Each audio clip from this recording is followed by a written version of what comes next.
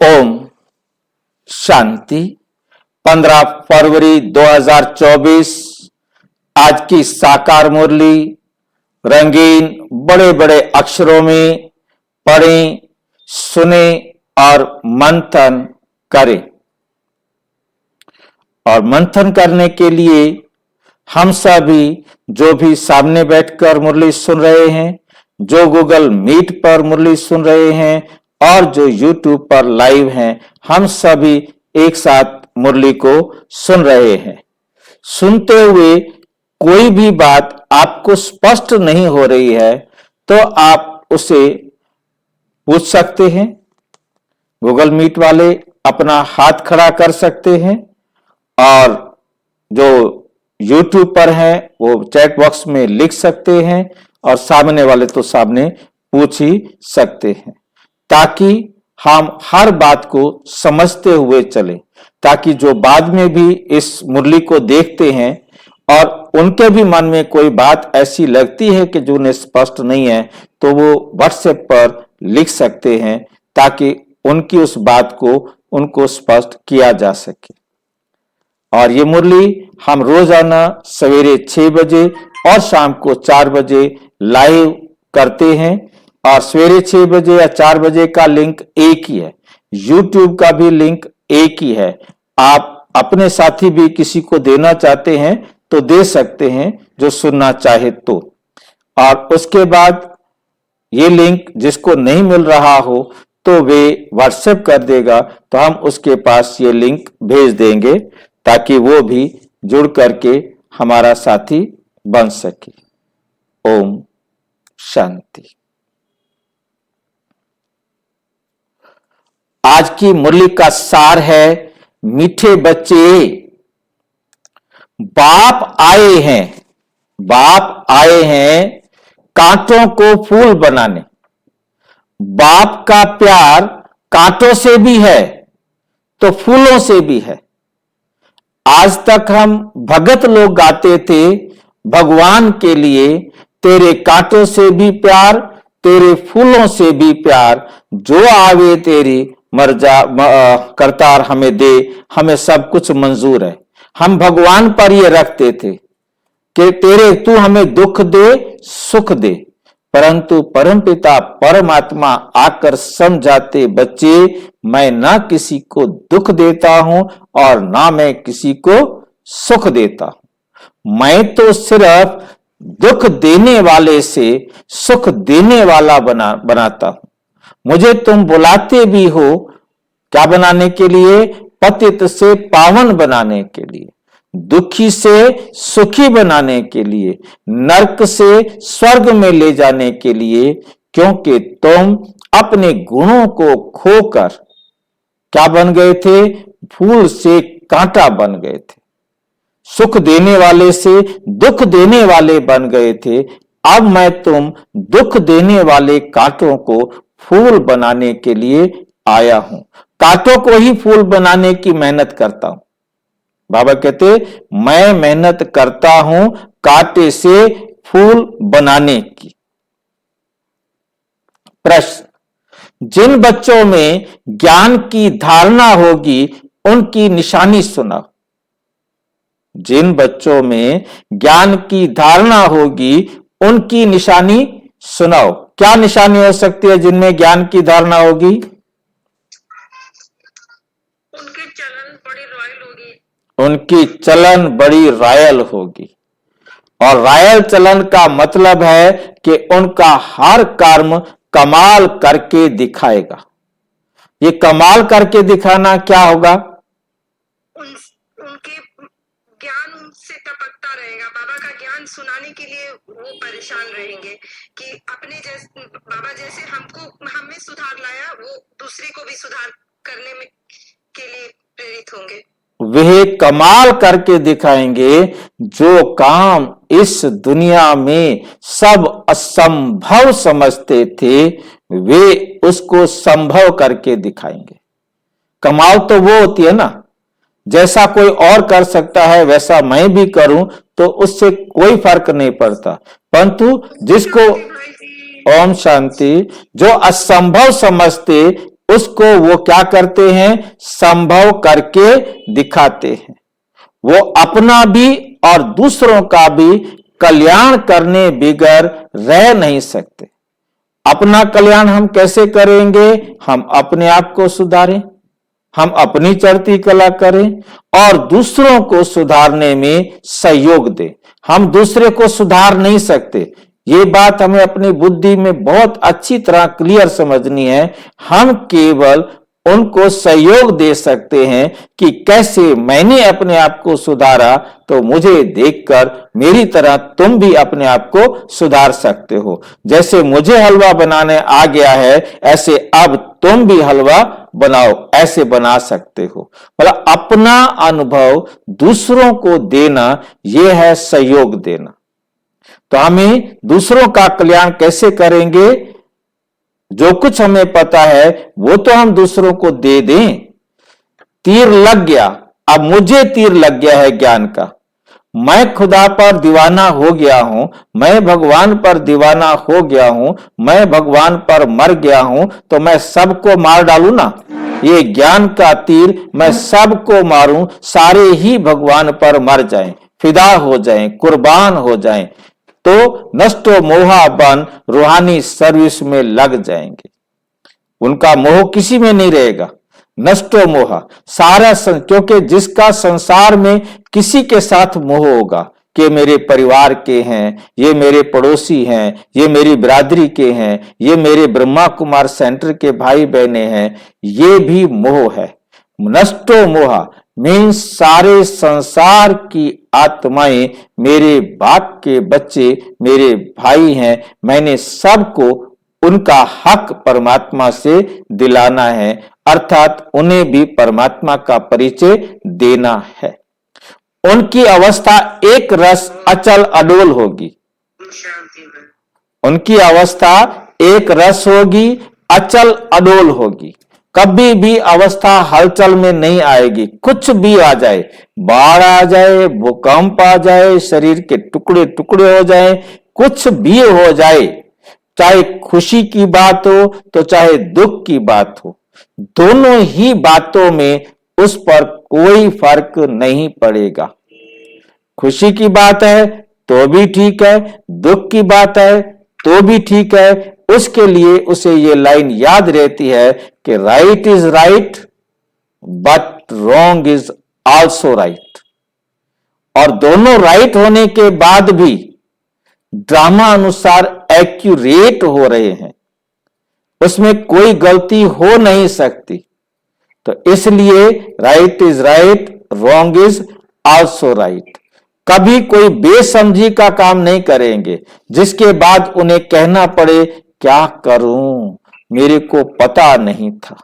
जैसे अभी अपने बात करते हुए कहा कि परेशान होता है। परेशान कौन होता है? परेशान कौन होता है?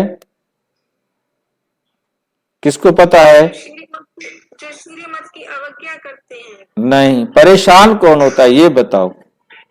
जो शान से परे होते हैं। हाँ, जो शान से परे हो जाते हैं वो परेशान होते हैं। हमारी शान क्या है? हम है ईश्वरीय संतान, हम भगवान के बच्चे और हम हो परेशान। इसका मतलब हम भूल गए हैं कि हम किसके बच्चे हैं। हमें ना अपनी याद है ना अपने बाप की याद है। तो हमें स्वयं की याद हो, हमें अपने बाप की याद हो, तो हम कभी परेशान नहीं हो सकते, क्योंकि ड्रामा में कुछ गलत नहीं हो सकता। तो बाबा याद है तो हमें कोई भी बात गलत नहीं दिखाई देगी। हम कभी भी किसी को ब्लेम नहीं कर सकते, किसी को भी दुख नहीं देंगे। दुख दिया तो दुखी होकर मरेंगे। बाबा के शब्द याद रखना है, दुख दिया तो दुखी होकर मरेंगे, किसी को दुख नहीं देंगे। अवगुण रूपी कांटे को निकालते जाएंगे, क्योंकि हमारे अंदर जो अवगुण है उसके कारण ही हम किसी को दुख देते हैं। हमारे अंदर से अवगुण रूपी एक एक कांटा निकलता जाएगा, हम सुधरते जाएंगे, हमारा चरित्र ऊंचा उठता जाएगा। इसी को कहा जाता है याद की यात्रा, इसी को कहा जाता है चढ़ती कला। तो हमें अपने आप को श्रेष्ठ बनाने में हर वक्त लगे रहना है। कोई भी अवगुण रूपी कांटा अपने में दिखाई देता है, अंतर्मुखी होकर और बाबा की श्रीमत पर उसको छोड़ देना है, निकाल देना है, काट देना है। इसी को सुदर्शन चक्र चलाना भी कह देते हैं कि हमने अपनी बुराइयों रूपी किसी भी गलती का, किसी भी गलत संस्कार का गला काट दिया। ओम शांति। ये तो बच्चे जानते हैं, बाप बड़ी लीवर घड़ी है। बाप कौन सी घड़ी है? लीवर घड़ी। ये लीवर घड़ी क्या होती है? पहले होती थी घड़ी। इसको घड़ी भी क्यों कहा गया कि पहले एक घड़ी होती थी, मटका होता था, आपने कई बार देखा होगा, उसमें एक सुराख कर देते थे और वो सुराख में रेत भरी होती थी और वहां से धीरे धीरे धीरे धीरे रेत खाली होती थी। तो उनका वो हिसाब था कि जैसे ही ये घड़ी खाली होगी तो समझो कि एक घड़ी बीत गई। जो हमारे हिंदी के जो शास्त्र हैं या जंत्री है, उसमें घड़ियां, पल ये होते हैं। फिर इसके बाद घंटे बने कि घंटा भी 1 घंटा, 2 घंटा, 3 घंटा। तो उसके लिए भी एक बड़ी घड़ी बनाई थी और वो घड़ी हुआ करती थी जिसके हिसाब से लगाते थे। कईयों ने पानी की बनाई कि पानी का सुराख कर देते थे, एक एक बूंद गिरती रहती थी। और आपने लगभग सबने लीवर घड़ी देखी होगी जो पहले चलती थी, जिसमें अंदर से मशीन चलती रहती थी। आजकल तो इलेक्ट्रॉनिक्स की घड़ियां आ गई हैं। तो लीवर घड़ी को उस समय जब बाबा ने मुरली चलाई, उस समय लीवर घड़ी ही हुआ करती थी जो एक्यूरेट होती थी। तो बाबा कहते बाप बड़ी लीवर घड़ी है, एक्यूरेट, एकदम एक्यूरेट है, टाइम पर कांटों को फूल बनाने आते हैं। बाबा परमात्मा भी इतना एक्यूरेट है कि 1 सेकंड लेट और 1 सेकंड पहले नहीं आ सकता, सेकंड भी कम जास्ती नहीं हो सकता, जरा भी फर्क नहीं पड़ सकता। ये भी मीठे मीठे बच्चे जानते हैं कि इस समय कलयुगी कांटों का जंगल है। ये दुनिया क्या है? कांटों का जंगल, दुख की दुनिया है। संसार में एक भी सुखी नहीं है, सब दुखी हैं और जो दुखी हैं वो सब एक दूसरे को साथ के साथ दुख दे भी रहे हैं। तो फूल बनने वालों को ये महसूसता आनी चाहिए कि हम फूल बन रहे हैं। पहले हम सब भी कांटे थे, हम सब भी दुनिया में दुखी थे और दुनिया को दुख दे रहे थे। कोई छोटे कांटे हैं तो कोई बड़े कांटे हैं, ये फर्क तो रहेगा। कोई बहुत दुख देते हैं तो कोई कम दुख देते हैं, दुख तो सभी दे रहे हैं। अब बाप का प्यार तो सबसे है ना। गायन भी है, कांटों से भी प्यार, फूलों से भी प्यार। पहले किससे प्यार? कांटों से प्यार करेंगे पहले कि फूलों से करेंगे? बाबा किससे आकर पहले प्यार करेंगे? कांटों से। कांटों से। करें पहले प्यार। क्यों? क्योंकि कांटों से वो फूल बनाएंगे। बाबा जो कांटे बने हैं, जो पुराने कांटे हैं, वो पुराने पुराने देवता थे। क्योंकि देवता पहले बने तो वो कांटे भी पहले बने। उन्होंने दुख भी देना पहले शुरू किया, तो पहले उनको चुनते हैं जो पहले कांटे बने। क्योंकि जो आत्माएं आई लेट हैं वो धीरे धीरे कम समय सुख और कम समय दुख लेती हैं, उनका समय कम होता है। तो पहले पहले कांटे कौन बनते हैं? जो पहले पहले देवता बनते हैं। इसलिए कांटों से ज्यादा प्यार है, क्योंकि वही सबसे बड़े कांटे हैं। इतना प्यार है जो मेहनत कर उनको कांटों से फूल बनाते हैं। आते ही हैं कांटों की दुनिया में, दुख की दुनिया में, नरक में आते हैं।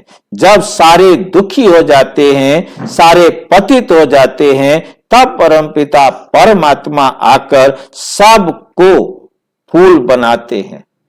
इसमें सर्वव्यापी की बात नहीं हो सकती, क्योंकि दुनिया वालों ने जो समझ रखा है कि परमात्मा सर्वव्यापी है, फिर आता है, तो इसका मतलब सर्वव्यापी नहीं है। एक की ही महिमा होती है, महिमा होती है आत्मा की। जब आत्मा शरीर धारण कर पार्ट बजाती है, शरीर को धारण करके पार्ट बजाती है, श्रेष्ठाचारी भी आत्मा बनती है, तो भ्रष्टाचारी भी आत्मा बनती है। श्रेष्ठाचारी भी आत्मा बनती है, भ्रष्टाचारी भी आत्मा बनती है। धर्माचारी भी, धर्म के काम करने वाली आत्मा को धर्मात्मा कहेंगे, महान कार्य करने वाली आत्मा को महान आत्मा कहेंगे, पाप के कर्म करने वाली आत्मा को पाप आत्मा कहेंगे, दुष्ट आत्मा कहेंगे, परम आत्मा कहेंगे। मतलब जैसी भी आत्मा में ही गुण होते हैं, जैसे गुण उस आत्मा में है, वैसा उसको टाइटल मिलता है। ये टाइटल शरीर को नहीं मिलता। आत्मा शरीर धारण कर जैसे जैसे कर्म करती है, उस अनुसार उनको कहा जाता है। ये कुकर्मी है, ये सुकर्मी है, क्योंकि आत्मा ने कर्म किए। गंदे कर्म किए तो उसको कुकर्मी कह दिया, अच्छे कर्म किए तो उसको सुकर्मी कह दिया। तो कर्म करने वाली आत्मा है, देव आत्मा, धर्मात्मा, पाप आत्मा। आत्मा को कहा जाता है, धर्म शरीर, देव शरीर, पाप शरीर नहीं कहा जाता। आत्मा ही अच्छा या बुरा कर्म करती है। अपने से पूछो, सतयुगी दैवी फूल हो व कलयुगी आसुरी कांटे हो? अपने आप से पूछो। बाबा कहते, कहां सतयुग और कहां कलयुग, कहां डीटी देवी देवताएं और कहां डेविल शैतान। कहां डीटी देवी देवताएं और कहां डेविल ये शैतान। दोनों में जमीन आसमान का अंतर है। तो अपने आप को पहचानो कि आप वास्तव में क्या हो। बहुत फर्क है। कांटे जो होते हैं वे अपने को फूल कह ना सके। कांटे जो होते हैं वो अपने को फूल कह ना सके। फूल होते हैं सतयुग में, कलयुग में होते ही नहीं। सतयुग में फूल होते हैं, सब एक दूसरे को सुख देने वाले होते हैं। उनको पता ही नहीं होता झूठ होता क्या है, चोरी होती क्या है, बेईमानी होती क्या है, क्या दूध में पानी भी मिलाया जाता है। ये अवगुण बुराइयों के बारे में उनको पता ही नहीं होता। उसका नाम ही है सतयुग, जहां केवल सच होता है। और आज सच को कोई जानते नहीं, सिर्फ झूठ को ही वो सच समझे बैठे हैं। अब ये है संगम युग। जब तुम कांटे से फूल बनते हो, टीचर लेसन देते हैं, बच्चों का काम है उनको रिफाइन कर बताना, उनको रिफाइन कर बताना। उसमें ये भी लिखो कि अगर फूल बनने चाहते हो तो अपने को आत्मा समझो और फूल बनाने वाले परम पिता परमात्मा को याद करो, तो तुम्हारे अवगुण निकल जाएंगे। जब तुम परम पिता परमात्मा को याद करेंगे, अर्थात परमात्मा की श्रीमत पर चलेंगे। आज से हमें समझ में आया है कि हमने बाबा की श्रीमत पर 5 बातों को ध्यान रखना है। बाबा की श्रीमत पर चलना, इन 5 बातों को ध्यान रखना है। पहली बात है कि हमने बाबा की श्रीमत पर ही देखना है। जिसे देखने के लिए बाबा कहते हैं, जो जैसा देखने के लिए कहते हैं, हमने उससे ही देखना है। हमने सिर्फ आत्मा को ही देखना है, हमने शरीर को देखना ही नहीं है। और उसके बाद हमने सुनना है तो सिर्फ परमात्मा से सुनना है और किसी से नहीं सुनना है, भाई बहन को भी नहीं सुनना है। बाबा जो कह रहे हैं ना वो राइट है, क्योंकि ब्रह्मा बाबा के सिवाय और बाबा ने किसी को भी फॉलो करने के लिए नहीं कहा। ये बात हमें बहुत अच्छी तरह अपनी बुद्धि में रखनी है।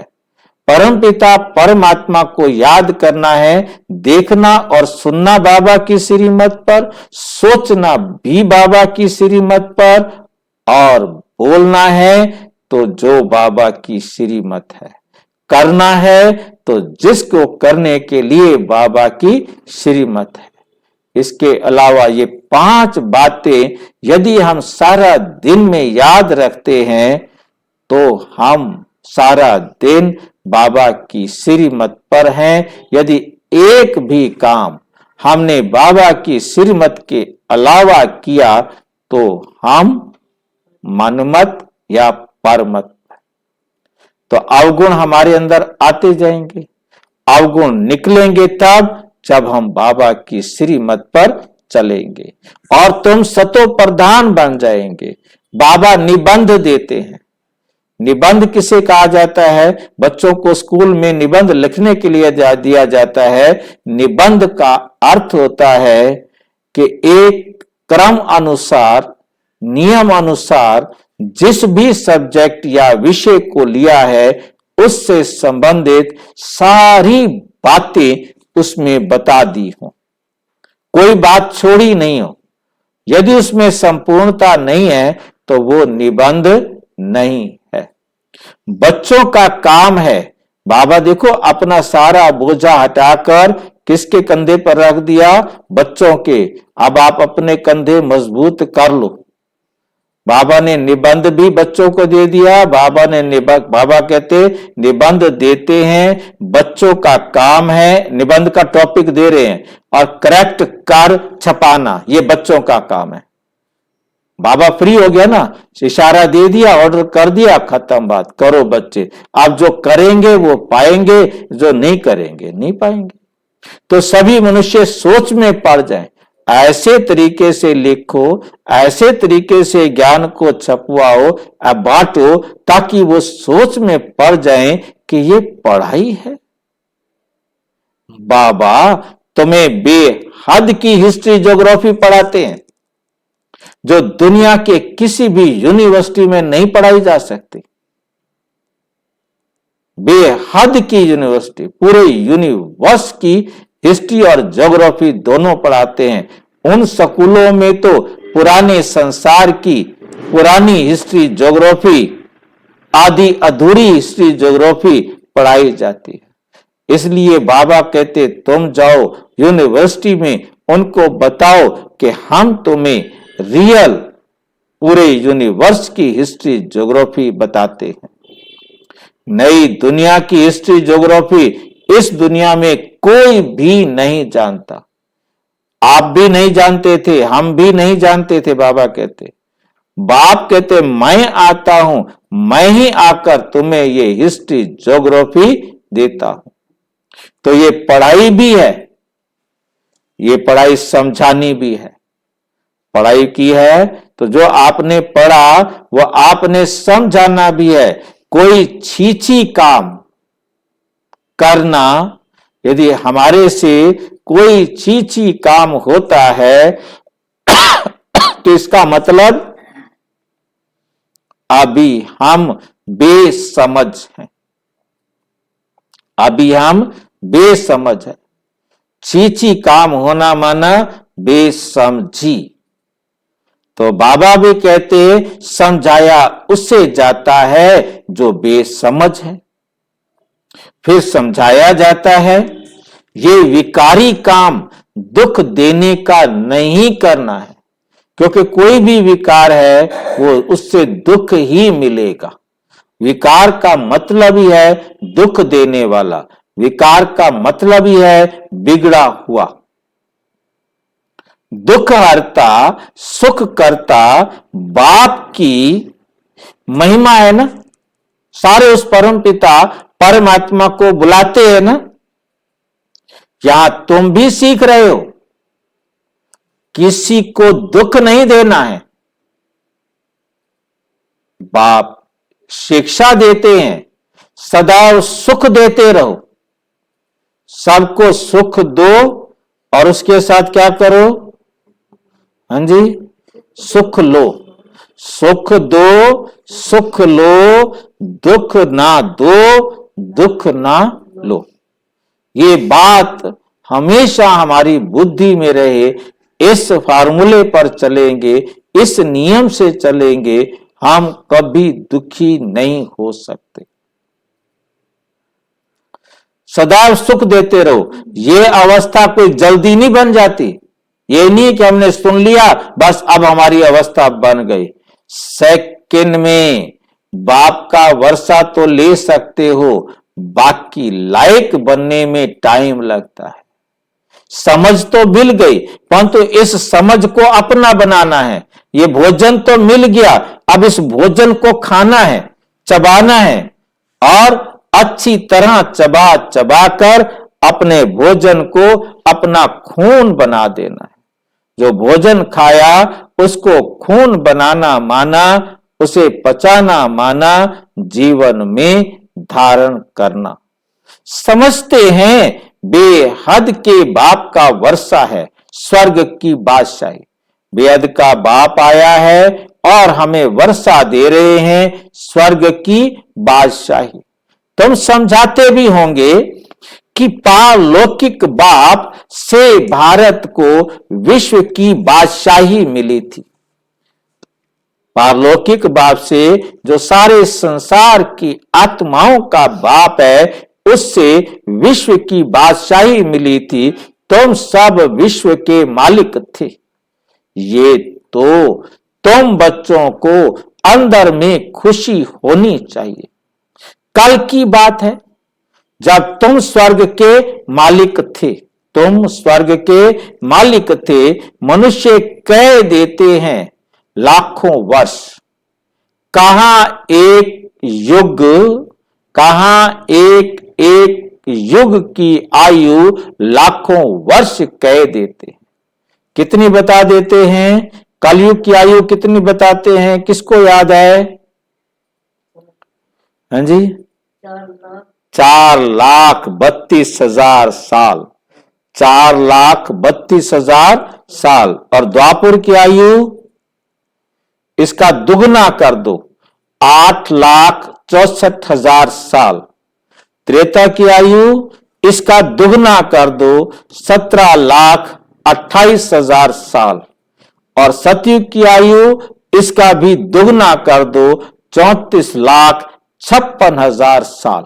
लाखों साल का एक एक युग कह देते हैं। कहां सारे कल्प की आयु ही बाबा कहते 5,000 वर्ष है। एक ही जंत्र के अंदर एक तरफ लाखों वर्ष लिख दिया, दूसरा उसी जंत्र के अंदर लिख दिया कि कलयुग अभी 40,000 वर्ष पड़ा है। तीसरा उसी जंत्री में लिख दिया कि अब से 5,000 साल पहले महाभारत हुआ था। एक भी बात, ये तीनों बातें जो ब्राह्मणों की जंत्रियां बनी हुई हैं, पत्रे बने हुए हैं, उसमें ये तीनों बातें लिखी हैं और तीनों बातों का आपस में एक दूसरे से कोई संबंध नहीं बैठता।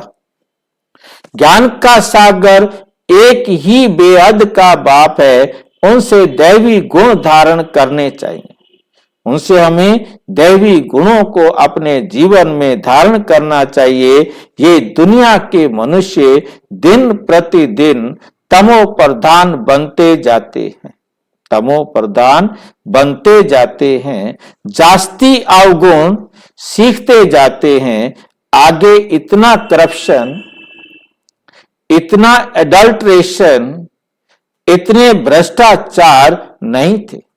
आज तो हर बात में पाप, भ्रष्टाचार, मिलावट, घूसखोरी, पता नहीं कितनी कितनी बुराइयां, कितने कितने अवगुण इस दुनिया में आ गए हैं। उनकी हम गिनती भी नहीं कर सकते और अब बढ़ता भी जाता है। ये नहीं है कि रुक गया है, अति के बाद ही अंत आएगा।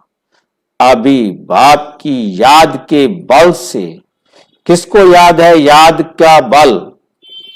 याद का बल किसे कहते हैं? याद के बल से सतो प्रधान बनते जा रहे हो। बाबा की श्रीमत पर चलना ही बाबा की याद है। नहीं, याद का बल है ये तो, याद नहीं कहा।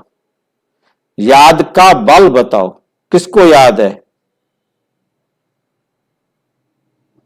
किसी को पता नहीं है? बाबा जाप से जो हमारी आत्मा में जो शक्ति आती है ना, बाबा उसको बल कह रहे हैं। नहीं, अभी क्लियर नहीं हुआ।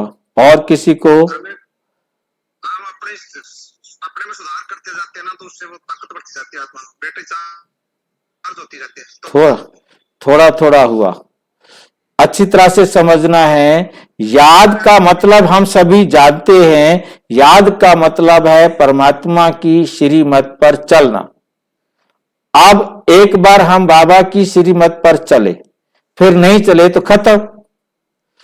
अब याद का बल का मतलब है बार बार जब हम बाबा की श्रीमत पर चलेंगे उतने हम एक्सपर्ट होते जाएंगे। जितना हम बाबा की श्रीमत पर चलने के एक्सपर्ट होते जाएंगे उतना हमारा बल बढ़ता जाएगा। जैसे पहली बार किसी ने हलवा बनाया, हो सकता है ठीक बने, हो सकता है कैसा बने। अब वो बार बार हलवा बनाने में देख लेता है कि कब कब क्या क्या कमियां होती हैं। जितनी बार वो हलवा बनाता है उतना वो फिर क्या होता जाता है? एक्सपर्ट होता जाता है। तो बाबा की श्रीमत पर लगातार चलने से हमारा बल बढ़ता जाता है। जितना हम बाबा की श्रीमत पर चलने के अभ्यास को, प्रैक्टिस को बढ़ाएंगे उतना हमारा बल बढ़ता जाएगा। तो फिर हम सतो प्रधान बनेंगे, 0 से 100 पर जाएंगे। तभी हमारे में याद की यात्रा होगी। क्योंकि हम जितना बाबा की श्रीमत पर चलेंगे उतना हम याद की यात्रा पर चलेंगे। याद की यात्रा के लिए बाबा ने एक मुरली में स्पष्ट किया, एक होती है साइकिल जो घर में खड़ी रहती है, उसको बैठकर चलाते रहते हैं। एक होती है साइकिल जिसको चलाकर लंबा रास्ता तय करते हैं। तो जो लंबा रास्ता तय करते हैं मीन्स अपने में लगातार सुधार लाते हैं, तब तो है याद की यात्रा, ऊपर चढ़ रहे हैं। नहीं तो वो वहीं के वहीं खड़े हैं, जैसे आए थे वैसे ही आज खड़े हैं। तो वो याद की यात्रा पर नहीं, बाबा की श्रीमत पर चलते ही नहीं, सिर्फ सुनते हैं। जैसे मंदिर में गए, कथा सुनी, भगवान पर एहसान करके आ गए, अब भगवान मेरा काम कर दियो, देख मैं 1 घंटा तेरे पर कथा सुन के जा रही हूं, पता नहीं कथा में क्या सुनाया था और क्या नहीं सुनाया था। से सतो प्रधान बनते जा रहे हैं। जैसे उतरते हो, हम उतरे भी सही ना, अब परमात्मा हमें चढ़ा रहे हैं तो हम उतरे भी सही, फिर जाना भी ऐसे ही है। पहले तो बाप मिला, पर जैसे उतरे हो वैसे जाने का मतलब जो जिस परसेंटेज पर परम धाम से यहां आया था, 80 वाला, 60 वाला, 40 वाला, 10 वाला, 5 वाला, जितने नंबर से जो आत्मा इस धरती पर आई थी उसी नंबर से फिर जाना भी ऐसे है। जैसे उतरे वैसे ही घर जाना है, ताकि अगले कल्प में अपने उसी समय पर उसी प्रकार से आ सके। क्योंकि ड्रामा एक्यूरेट हूबहू रिपीट होना है। पहले तो बाप मिला, उसकी खुशी होगी, कनेक्शन जुड़ा, संबंध जुड़ा। अब फिर है याद की यात्रा। संबंध जुड़ गया, हमें पता लग गया कि परमात्मा से श्रेष्ठ कल्याण करने वाला, परमात्मा से श्रेष्ठ हमें रास्ता दिखाने वाला और कोई हो नहीं सकता। तो जब ये बुद्धि स्वीकार कर लेती है, फिर परमात्मा के डायरेक्शन पर आंख बंद करके चलते हैं। जिसने जास्ती भक्ति की होगी, क्योंकि परमात्मा आए हैं भक्ति का फल देने, जिन्होंने जास्ती भक्ति की होगी उनकी याद की यात्रा भी जास्ती होगी। उनकी जास्ती याद की यात्रा होगी। बहुत बच्चे कहते हैं बाबा याद ठहरती नहीं है। भक्ति में भी ऐसे होता है, कहते भगवान क्या करें, कथा सुनने बैठते हैं तो बुद्धि और तरफ भाग जाती है। सुनाने वाला देखता रहता है, फिर अचानक पूछता है हमने क्या सुनाया, तो वायरे हो जाते हैं, इधर उधर मुंह फिर तो पता नहीं क्या सुनाया, क्योंकि उनका तो ध्यान था ही नहीं, वो तो बुद्धि में कहीं और चले गए थे। अब क्या सुनाया ये उनको पता ही नहीं, फिर मूंझ जाते हैं। कोई तो झट बताएंगे, सब तो एक जैसे नहीं होते ना। भल यहां बैठे हैं परंतु धारणा कुछ भी नहीं। यहां बैठे हैं, बाबा के पास बैठे हैं और धारणा कुछ भी नहीं। अगर धारणा होती तो कमाल करके दिखाते। क्या कमाल करते? वे अपना और दूसरों का कल्याण करने बिना रह नहीं सकते। फल किसको घर में बहुत सुख है, महल मोटरे आदि हैं, परंतु एक बार तीर लग गया तो बस पति को कहेंगे हम ये रूहानी सर्विस करने चाहते हैं, परंतु ये माया बड़ी जबरदस्त है, करने नहीं देती है। क्या है उसमें सबसे बड़ा खतरनाक? मोह है ना। इतने महल, इनको छोड़कर वहां कैसे रहेंगे, इतने सुख कैसे छोड़ें। अरे बाबा क्या कहते हैं, अरे ये इतने सब पहले जो भागे, जो घर छोड़कर शुरू में आए, कोर्ट के फैसले के बाद भागकर आए, बड़े बड़े लखपति करोड़पति घर की थी, सोने की थालियों में खाना खाते थे, सोने चांदी के बर्तनों में खाने वाली थी। इतने उनके घर नौकर चाकर होते थे और घर छोड़कर चली आई, सब छोड़कर चली आई। और बैगरी पार्ट में उन्होंने उपले में आलू भून करके वो खा करके बाबा को लिखा कि बाबा आज जो स्वाद आया है ना, वो जिंदगी में कभी नहीं आया। ये तकदीर दिखाती है, इतनी ताकत नहीं है छोड़ने की। रावण की जंजीरों में ऐसे जकड़े हुए हैं, ये है बुद्धि की जंजीरें। ये रस्सी की, लोहे की जंजीर, सोने की ऐसी कोई जंजीर, ये बुद्धि की जंजीरें हैं। बुद्धि से उनको पकड़ के रखा हुआ है। बाप समझाते हैं अरे तुम स्वर्ग के मालिक पूज्य बनते हो। बाप गारंटी करते हैं 21 जन्म तुम कभी बीमार नहीं पड़ेंगे। 21 जन्म तुम कभी बीमार नहीं पड़ेंगे। एवर हेल्दी, एवर वेल्दी, 21 जन्मों तक रहेंगे। तुम भल रहो पति के पास, तुम्हें यहां आकर रहने की जरूरत नहीं। रहो पति के पास, रहो परिवार में, सिर्फ उनकी छुट्टी लो, पवित्र बनूंगी और बनाऊंगी। ये काम करने की मुझे छुट्टी दो। ये तुम्हारा फर्ज है बाप को याद करना, जिससे तुम्हें अपार सुख मिलते हैं। याद करते करते तमो प्रधान से सतो प्रधान बन जाएंगे। कितनी समझ की बात है, कितनी समझ की बात है। शरीर पर तो भरोसा नहीं, ये तो सारी दुनिया जानती है कि शरीर पर तो कोई भरोसा नहीं। चाहे वो बच्चा हो, चाहे वो जवान हो, चाहे वो बूढ़ा हो, सबको ये बात मालूम है कि किसी भी पल कोई भी शरीर छोड़ सकता है। बाप का तो बन जाओ। उन जैसी प्यारी वस्तु कोई और नहीं है। बाप विश्व का मालिक बनाते हैं। कहते हैं जितना चाहो उतना सतो प्रधान बनो, तुम अपार सुख देखेंगे। बाबा स्वर्ग का द्वार इन नारियों से खुलवाते हैं। कौन सी नारियों से खुलवाते हैं? जिस नारी को कहते थे नारी नरक का द्वार है, उन नारियों से ही बाबा आकर स्वर्ग का द्वार खुलवाते हैं। माताओं पर ही ज्ञान का कलश रखा जाता है। बाबा ने माताओं को ही ट्रस्टी बनाया है। सब कुछ तुम माताएं ही संभालो।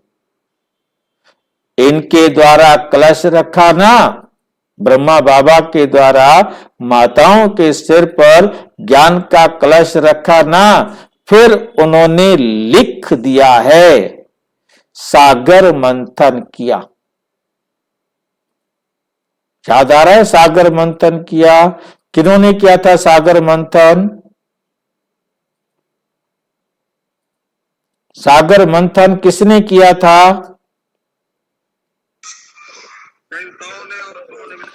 हाँ, देवताओं ने और असुरों ने मिलकर सागर मंथन किया था। फिर क्या मिला सागर मंथन करने से?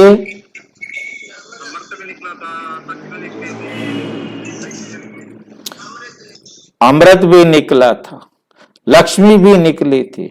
ये सागर मंथन वास्तव में कहते बाबा ये पानी के सागर का मंथन नहीं करना था, ये है ज्ञान सागर का मंथन। अपनी बुद्धि में, हमारी बुद्धि में आसुरी गुण, अवगुण, बुराइयां भरी पड़ी थी। अब ज्ञान सागर बाबा ने आकर ज्ञान दिया, समझ दी, तो हमारी बुद्धि में ये मंथन शुरू हुआ। और सबसे पहले हमारे इस मंथन से निकलता है जहर। उस समुद्र मंथन से भी सबसे पहले क्या निकला? जहर। और जहर किसने पिया? उन्होंने दिखाया, शंकर ने जहर पी लिया। तो परमात्मा कहते बच्चे तुम्हारे अंदर जो दुख देने वाले गंदे संस्कार हैं, ये जहर है, ये जहर मुझे दे दो। तो बाबा क्या करेगा? दूसरों को दुख देगा? बाबा अपने में खत्म। मतलब देने का मतलब तुम अब इसे उपयोग नहीं करना, तुमने किसी को भी दुख देने वाला काम नहीं करना। फिर वहां से निकल के आई लक्ष्मी। तो किसको दे दिया लक्ष्मी? उन्होंने लक्ष्मी नारायण को दे दी, क्योंकि नारायण कछुआ बन के उस मद्राचल पर्वत के नीचे बैठा था, जिसके ऊपर सारा बोझ लदा हुआ था, तो इसलिए लक्ष्मी दे दी उसको। तो लक्ष्मी नारायण को देने का मतलब हम सारे जो बाबा की श्रीमत पर पुरुषार्थ कर रहे हैं, हम नारायण बनेंगे। तो बाबा कहते लक्ष्मी रखो अपने पास। लक्ष्मी का मतलब कोई स्त्री नहीं है, लक्ष्मी और नारायण बात एक ही है।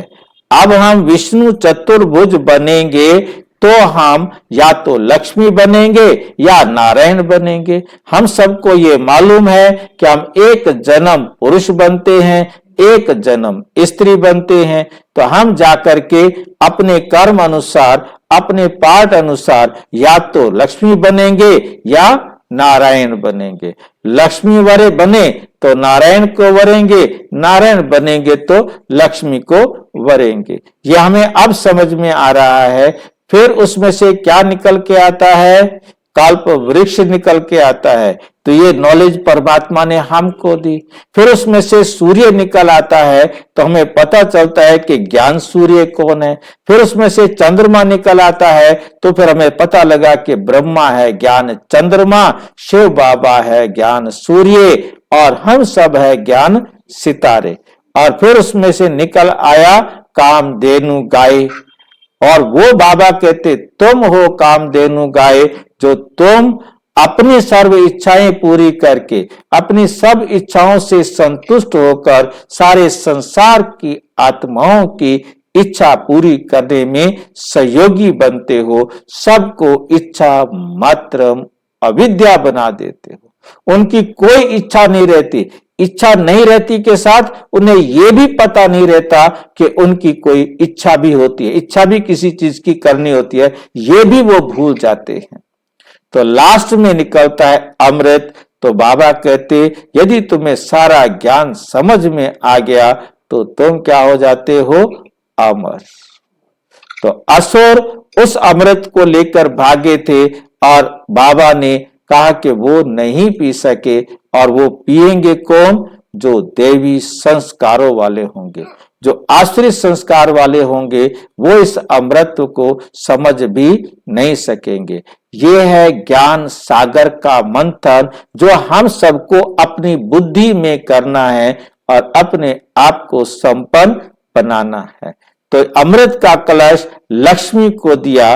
अभी तुम जानते हो बाबा स्वर्ग का द्वार खोल रहे हैं, तो क्यों ना हम बाबा से वर्षा लें, क्यों ना विजय माला में पिरो जाएं, महावीर बने बेहद का बाप बच्चों को गोद में लेते हैं। बेहद का बाप हम बच्चों को क्या लेते हैं, गोद में लेते हैं। बाप की गोद में बैठना, उनका शरीर है नहीं, कैसे गोद में बिठाता है भाई हमें, वो ऐਵੇਂ कह देता है मेरे को, तो कैसे बिठाएगा गोदी में हमें, है बाबा के पास गोदी? बाबा की श्रीमत पर चलना ही बाबा की गोद में बैठना है। स्वर्ग का मालिक बनाने के लिए एकदम कांटों को बैठ बाबा शिक्षा देते हैं। तो कांटों पर भी प्यार है ना, तब तो उनको फूल बनाते हैं, बाप को बुलाते ही हैं पतित दुनिया और पतित शरीर में। निर्वाण धाम छोड़कर यहां आओ। बाप कहते हैं ड्रामा अनुसार मुझे कांटों की ही दुनिया में आना पड़ता है, तो जरूर प्यार है ना, तो जरूर प्यार है ना। बिगर प्यार फूल कैसे बनाएंगे? अभी तुम कल युगी कांटे से सतयुगी देवता सतो प्रधान विश्व के मालिक बनो। कितना प्यार से समझाया जाता है, कितना प्यार से समझाया जाता है। कुमारी फूल है, कुमारी क्या है, कुमारी फूल है, तब तो सब उनके चरणों में गिरते हैं। कुमारी जब तक पवित्र है, जब तक सुख देने वाली है, क्योंकि पवित्र है तभी सुख देगी, तब सब कुमारी कन्या के क्या होते हैं, पांव पड़ते हैं। और वे जब कांटा पतित बन जाती है, विकारी बन जाती है, शादी कर लेती है, तो सवेरे उठकर सबको माथा टेकना पड़ता है। जब तक पवित्र है तो सब उसको माथा टेक रहे हैं, जब वो पतित बनी तो वो सबको माथा टेकती है। तो क्या करना चाहिए? फूल का फूल रहना चाहिए, तो एवर फूल बन जाएंगे। कुमारी तो निर्विकारी है, उसमें कोई विकार अभी नहीं है, बल जन्म विकार से लिया है, परंतु वे तो विकार में नहीं गई है ना। जैसे सन्यासी जन्म तो विकार से लेते हैं ना, शादी कर फिर घर बार को तलाक देते हैं, उन्हें फिर महान आत्मा कहते हैं, महात्मा कहते हैं। कहां वे सतयुग के महान आत्मा, विश्व के मालिक, और कहां ये कलयुग के, कितना अंतर है। तब बाबा ने कहा प्रश्न लिखो कि कलयुगी कांटे हो या सतयुगी फूल।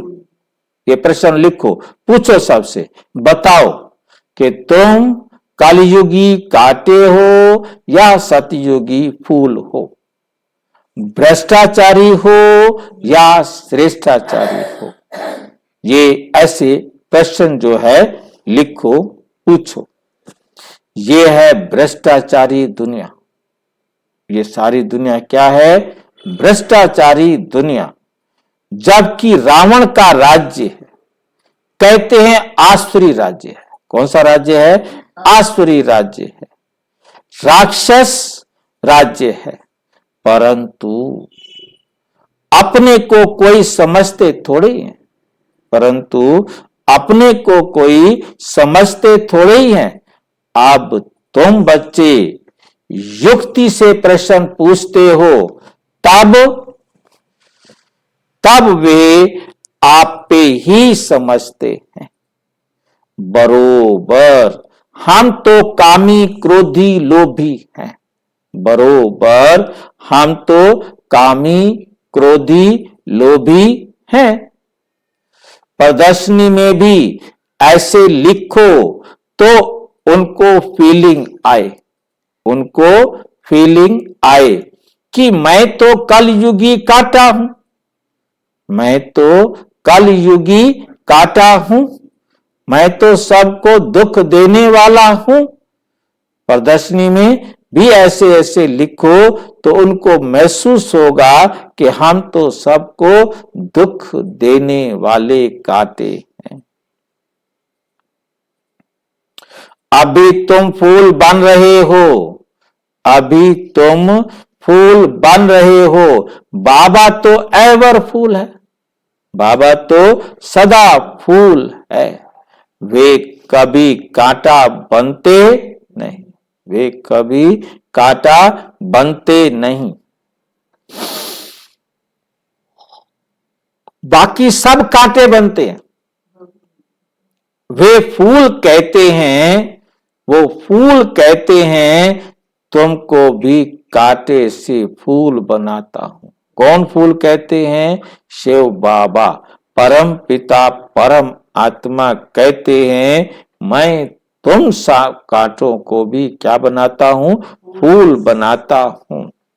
तुम मुझे याद करो, तुम मुझे याद करो। माया कितनी प्रबल है, तो क्या तुमको माया का बनना है? क्या तुमको माया का बनना है?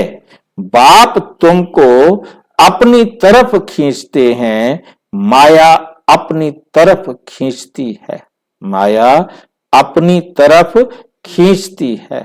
ये पुरानी जुत्ती, ये पुरानी जुत्ती। आत्मा को पहले नई जुत्ती मिलती है, आत्मा को पहले कौन सी जुत्ती मिलती है? नई जुत्ती मिलती है। और फिर वो क्या हो जाती है? ये जुत्ती क्या है? हम जुत्ती क्या कर रही है? जुत्ती का क्या है मतलब है? यहाँ जुत्ती कहते हैं शरीर को। हाँ, सतयुग में हमें ये नया शरीर मिलता है, तो धीरे धीरे आत्मा जैसे पतित होती जाती है, तो ये शरीर भी क्या होता जाता है? पतित होता जाता है। इस समय सब जुतियां अर्थात सारी दुनिया के सारे शरीर तमो प्रधान, पतित, दुखी बन गए हैं। और बाबा कहते मैं तुमको मखमल का बना देता हूं। मखमल सुना है? हाँ, एक तरफ कांटे और एक तरफ मखमल, मतलब एकदम बहुत सॉफ्ट कपड़ा होता है मखमल का, तो एकदम तुम्हें बहुत फूलों जैसा सॉफ्ट बना देता हूं। वहां आत्मा पवित्र होने के कारण शरीर भी मखमल का होता है। आत्मा मखमल बन जाती है तो शरीर भी मखमल का होता है। नो डिफेक्ट, जिसमें कोई कमी नहीं होती, इसमें कोई कमी नहीं होती। यहां तो बहुत डिफेक्ट है, यहां तो बहुत डिफेक्ट है। वहां के फीचर्स तो देखो कितने सुंदर हैं। सत्य के देवी देवताएं, उनके फीचर्स बाबा कहते देखो कितने सुंदर हैं। वो फीचर तो यहां कोई बना ना सके, यहां का कोई मूर्तिकार, कोई भी मनुष्य बना नहीं सकता। अब बाप भी कहते हैं हम कितना ऊंच बनाते हैं। घर गृहस्थ में कमल फूल समान पवित्र बनो। जैसे कमल का फूल कीचड़ में खिलता है, परंतु कीचड़ से न्यारा रहता है। हाँ जी, मुरली पीछे चल रही है स्क्रीन पर, वो चल प्रॉब्लम हो रही है। नहीं, कोई प्रॉब्लम नहीं है, ये मेरे को समझ में आ गया। ये प्रॉब्लम कुछ नहीं है, ये हमारा नेट का प्रॉब्लम रहेगा, क्योंकि एक से नेट दूसरे में आने में वो टाइम लग रहा है। क्योंकि मैं हाँ बस मेरे इसलिए टाइम वेस्ट किया, फिर मैंने आके काफी देर इसका अभ्यास किया, देखा ये नेटवर्क प्रॉब्लम है, क्योंकि एक लैपटॉप से दूसरे लैपटॉप में जाने में टाइम लग रहा है। ये है चक्कर। हाँ, तो इसको छेड़ने की जरूरत नहीं, तो अपने आप पीछे से आती जाएगी, क्योंकि हम पढ़ के चले जाते हैं, ये अपने हिसाब से दे रहा है ना।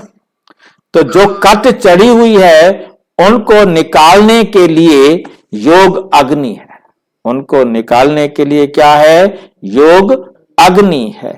इसमें सब पाप भस्म हो जाएंगे, इसमें सब क्या हो जाएंगे, पाप भस्म हो जाएंगे। तुम पक्का सोना बन जाएंगे। खाद निकालने की युक्ति बहुत अच्छी बताते हैं बाबा, खाद निकालने की युक्ति बहुत अच्छी बताते हैं। माम एकम याद करो, माम एकम याद करो।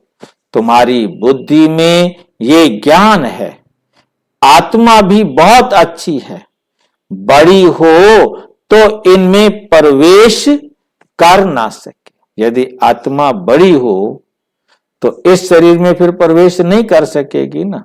तो परमात्मा का भी साइज और हम आत्माओं का भी साइज एक बराबर है।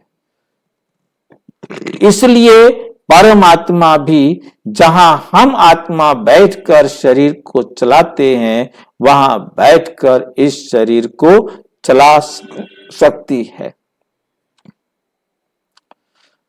कैसे करेगी? बाबा कहते बड़ी हो तो इनमें प्रवेश कैसे कर ना सके, कैसे करेगी? आत्मा को देखने के लिए डॉक्टर बहुत माथा मारते हैं, बहुत माथा मारते हैं, परंतु देखने में नहीं आते, परंतु देखने में नहीं आते। साक्षात्कार होता है, परंतु साक्षात्कार से तो कोई फायदा ही नहीं। साक्षात्कार से हमने देख भी लिया तो उसका बाबा कहते कोई फायदा नहीं। समझो, बाबा एग्जाम्पल दे रहे हैं, समझो वैकुंठ का साक्षात्कार हुआ, लेकिन इससे फायदा क्या? आप वैकुंठवासी तो तब बनेंगे जब पुरानी दुनिया खत्म हो। दूसरा, तुम उस वैकुंठ में रहने लायक बने हो। खाली देख लेने से क्या फायदा है? आपने वैकुंठ देख लिया, उससे आप वैकुंठ में तो नहीं चले गए। वैकुंठ में तो जाएंगे तब जब वैकुंठ बनेगा।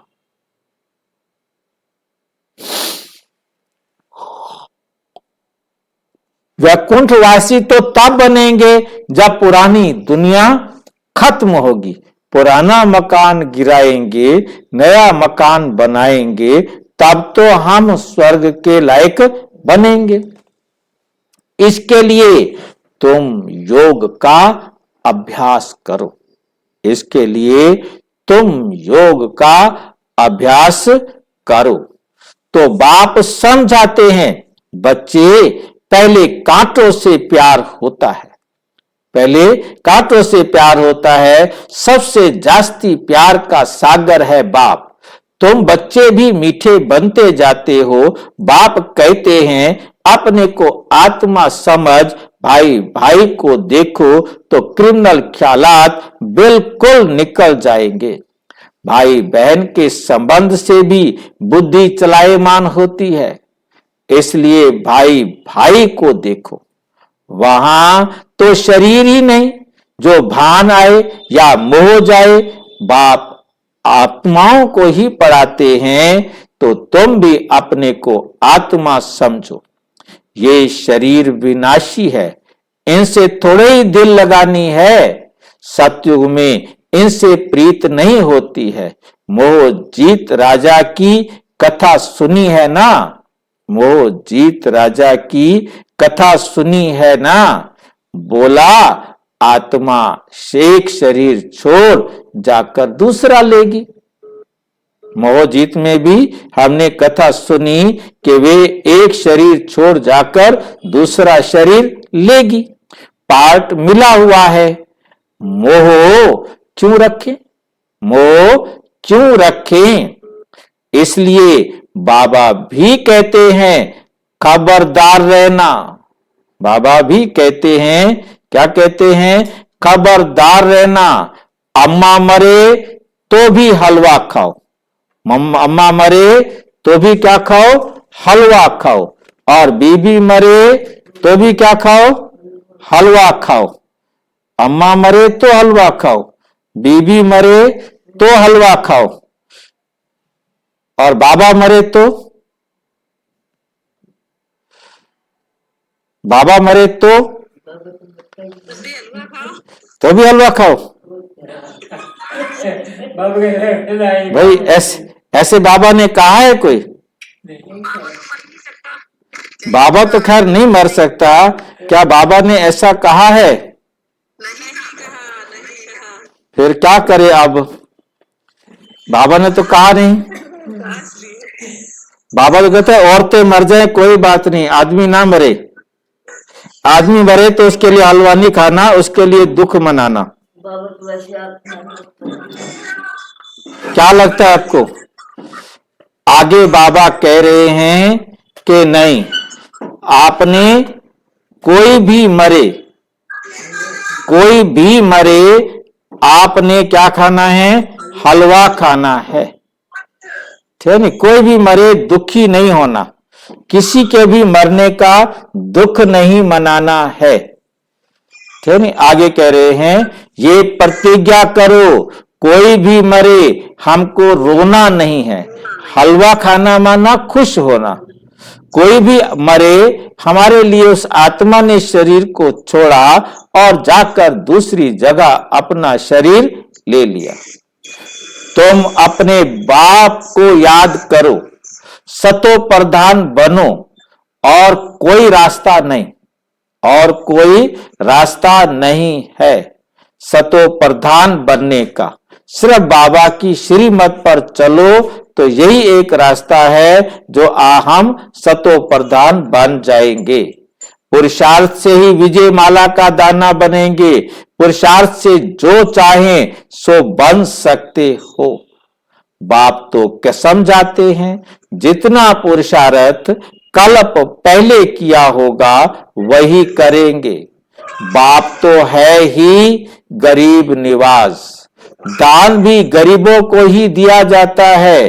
बाप खुद कहते हैं मैं भी साधारण तन में आता हूं, ना गरीब ना साहूकार। तुम बच्चे ही बाप को जानते हो, बाकी सारी दुनिया तो सर्वव्यापी कह देती है। बाकी सारी दुनिया क्या कहती है? कि भगवान सर्वव्यापी है।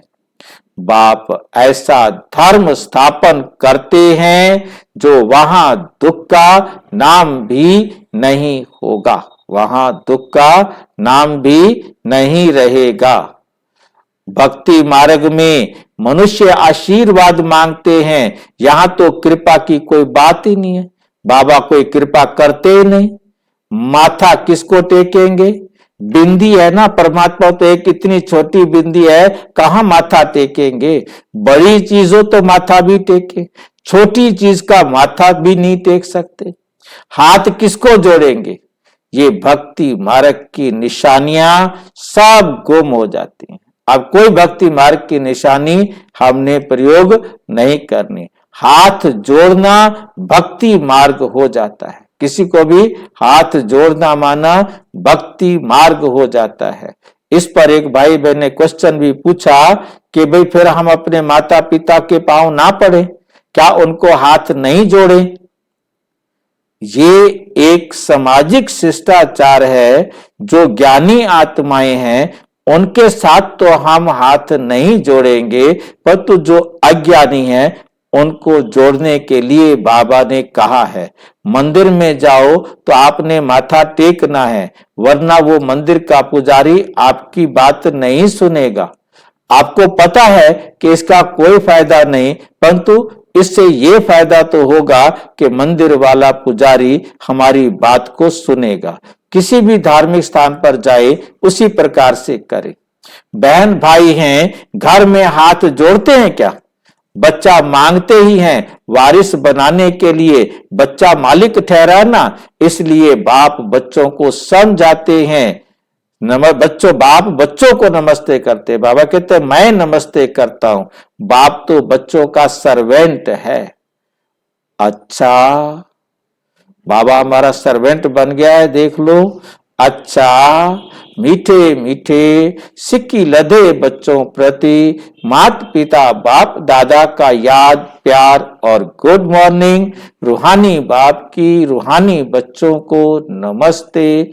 हम रूहानी बच्चों की रूहानी बाप दादा को नमस्ते नमस्ते नमस्ते। धारणा के लिए मुख्य सार नंबर 1, विनाशी शरीर से दिल नहीं लगानी है, मोह जीत बनना है।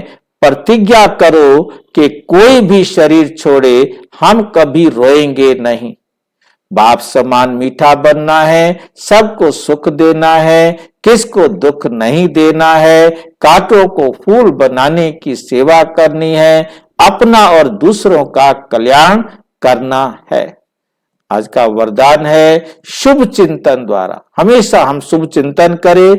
नेगेटिव कैसी भी उल्टी बात हो हम उससे समझे कि ये बिल्कुल ठीक है। पॉजिटिव में परिवर्तन करें। जो हमें लगे कि हमारी नुकसान वाली बात है वो भी हमारी फायदे वाली है। तो वह वाले शुभ चिंतक बनो, पॉजिटिव में परिवर्तन करने वाले शुभ चिंतक बनो। सदा समर्थ रहने के लिए सिर्फ 2 शब्द याद रखो। एक शब्द है शुभ चिंतन और दूसरा है शुभ चिंतक। शुभ चिंतन से निगेटिव को पॉजिटिव में परिवर्तन कर सकते हो। शुभ चिंतन और शुभ चिंतक इन दोनों का आपस में संबंध है। अगर शुभ चिंतन नहीं है तो शुभ चिंतक भी नहीं बन सकते। शुभ चिंतन नहीं है तो शुभ चिंतक भी नहीं बन सकते। वर्तमान समय इन दोनों बातों का अटेंशन रखो, क्योंकि बहुत सी आत्माएं ऐसी हैं, लोग ऐसे हैं जो वाणी से नहीं समझते, जो वाणी से नहीं समझते, लेकिन शुभ चिंतक बन उनको वाइब्रेशन दो, मनसा सेवा करो तो बदल जाएंगे। स्लोगन है ज्ञान रत्नों से गुणों और शक्तियों से खेलो, मिट्टी से नहीं। मिट्टी से नहीं, क्योंकि ज्ञान रत्न हमें बाबा देता, उन गुणों से खेलो।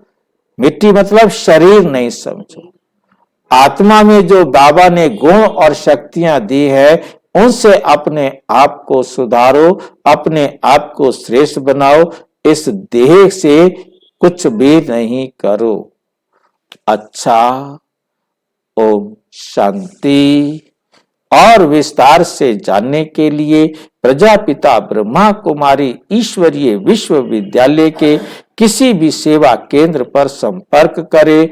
और यदि कोई प्रश्न है तो 92131069 986 पर केवल टेलीग्राम करें, 9650692270 पर केवल व्हाट्सएप करें, फोन नहीं। ओम शांति।